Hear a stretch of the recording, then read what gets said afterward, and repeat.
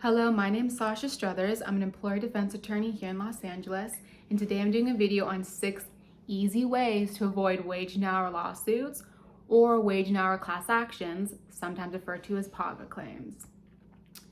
These will hopefully be something you're already doing, but if you're not, which often is the case with my clients, you should implement them right away. So I'm just gonna go straight into them.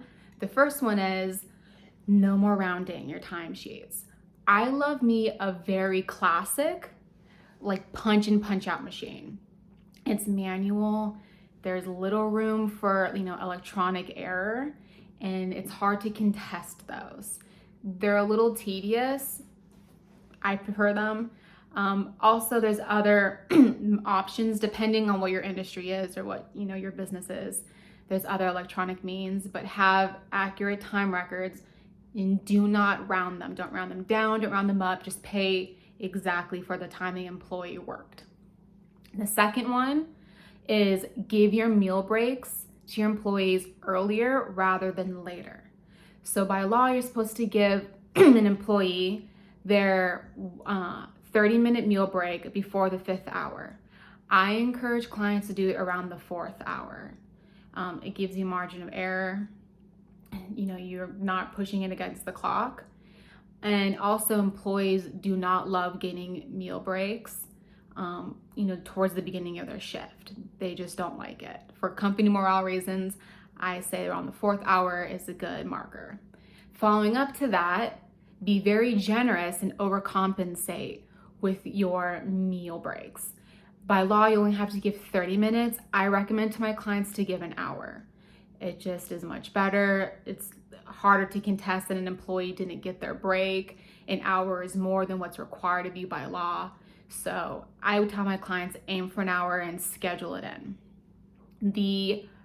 I have lists here of notes. The fourth one, strict meal and rest break policies.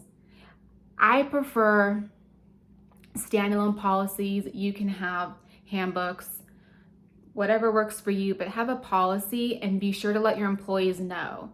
This is the meal break policy, this is the rest break policy. If they can sign acknowledging the policy, that's good because the law is you're required to provide the employee the break.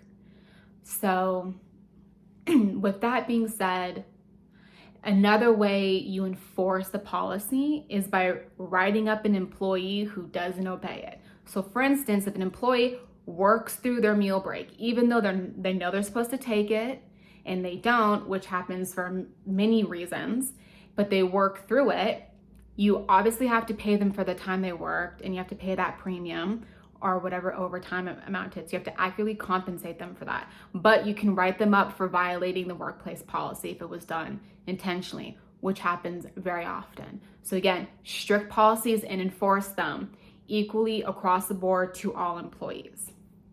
Follow up to that, which is the 5th recommendation, update employee handbooks. It is almost like you don't have a handbook if it's really out of date.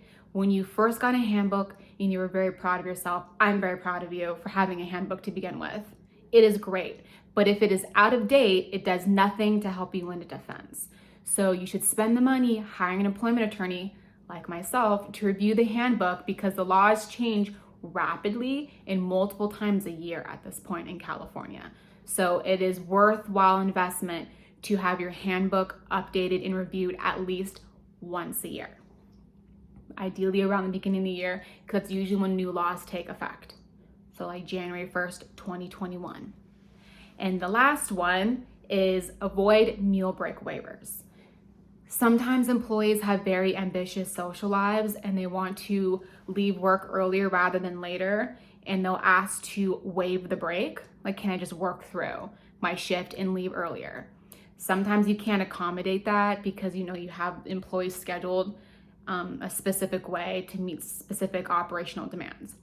But one of the reasons I don't like meal break waivers is employers oftentimes within the course of work find it very difficult to keep track of paperwork. And so this is a piece of paperwork you have to have in place every single time they ask for it. So what often happens with my client is an employee waives one meal break And then they'll ask like, oh, can I waive it this time again? Can I waive it this time again? And you grant it, but you don't have documentation. So later on, they come back to you in a wage and hour case and say, I didn't get my break.